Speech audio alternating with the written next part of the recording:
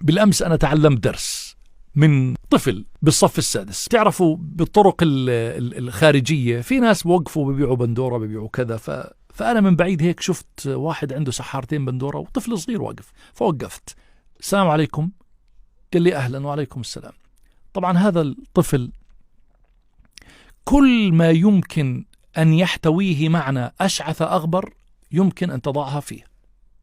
كل معاني أشعث أغبر يمكن أن تضعها بهذا الفتى. فأسفت لوضعه منذ أن رأيته. السلام عليكم عمو. قال لي أهلا عمو. وعليكم السلام. بكم صندوق البندورة؟ صندوق البندورة 8 كيلو. قال لي بدينار.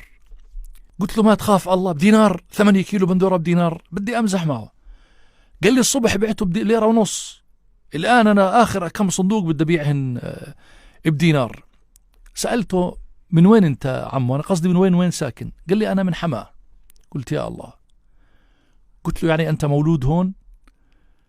قال لي آه. وين ساكن؟ طلع فيه هيك قال لي أنت بتسأل كثير. ضحكت. قلت له مزبوط، بس حاب أتعرف عليك. قال لي أنا ساكن بالمنطقة الفلانية. واضح يعني لما وصف لي إياها تخيل إنه بقول لك أنا تحت المقبرة، في هناك مكان إحنا قاعدين فيه. وين أبوك؟ قال أبوي راح جيب شغلي وهسه برجع.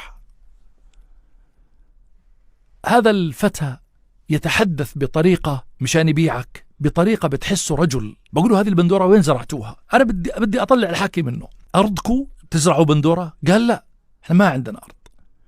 أنت بس بتبيع؟ قال لا إحنا منضمن الأرض بنزرعها ومنبيع. قلت له ما شاء الله عنك، وأنت كمان بتزرع وبتقطع البندورة تقطف البندورة؟ قال لي آه. قلت له هاي البندورة أنت قطفتها بإيدك؟ قال لي آه اليوم الصبح من الفجر بكون طالع مشان يقطف البندورة بالصف السادس. طبعا سألته قلت له طب أنت بالصف السادس ما بتروح على المدرسة؟ استحى.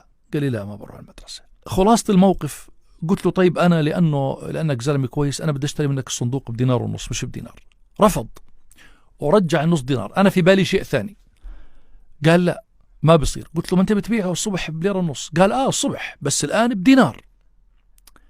رجعت النص دينار فأخرجت 5 دنانير. قلت له طب هاي هدية مني. فطلع فيه بده يأكلني. قال لي لا ما بقبل. قلت له يا عمو هذه هدية مش حق البندورة، هذه هدية مني إلك. قال لي شو بدي أقول لأبوي؟ بالنص بحكي لي. قلت له قول لأبوك في واحد مر وحبني وشافني هيك محترم وإلى آخره وقرر يهديني. أنا بعطيه وهو بمسكها وبزتها جوا السيارة حتى أقنعته إنه أرجوك يقبلها مني، هدية مني. بالآخر ولا هو بقول لي هذه أول مرة بحياتي واحد بهديني إشي. رفع يديه وبقول لي الله يرزقكم من خير رزق. هذول ال5 ليرات راح يكفني أنا وأخوتي وخواتي. قعدت أفكر بقول هذا لو بروح على المدرسة شو بتعلم؟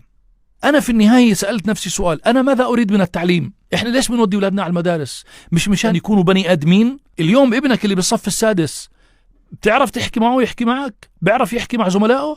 بيعرف يحل مشكلة؟ أنا بروح على بعض المحلات تأخذ وجبة، بيجي الابن اللي عمره 16 سنة لا بيعرف يطلب ولا بيعرف يحكي، وبروح شوي عند أمه برد برجع، بروح عند أمه برد يرجع. هذا بكون بدرس بمدارس قسطه السنوي 4000 دينار. هذه ليست دعوة لخروج أبنائنا من المدارس. في النهاية اسأل نفسك سؤال وأنا بسأل نفسي سؤال، ماذا يتعلمون؟ هل يتعلمون مهارات الحياة؟ هل يتعلمون أن يكونوا بني آدمين صالحين؟ هل يتعلمون أن يكونوا أناس يعرفون قيمة العمل ويعملون؟ هل يتعلمون الصدق والأمانة؟